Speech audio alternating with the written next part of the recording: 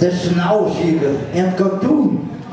Dan moest met zijn uitdenks eerstand doen. Hangde op de vrouw. En ons kon zitten, dat spande gewoon. Het leven was tegen trok. Daarboven nog een onderrok.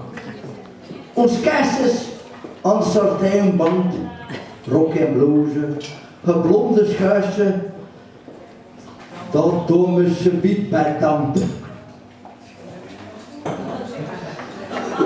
Veel werk om een droom, dat dachten aan alles behalve ons.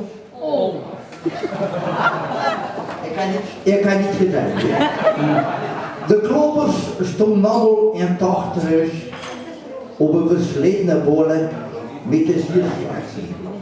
Die kosten niet blinken. De zierslaatsen die moesten stinken. De zondag sneuvelen we ons op. De groene roet op onze kop. U veerdig worden met ons sakkoosje. Langs de kant uw terugvloosje. Rond de nagen een kamie.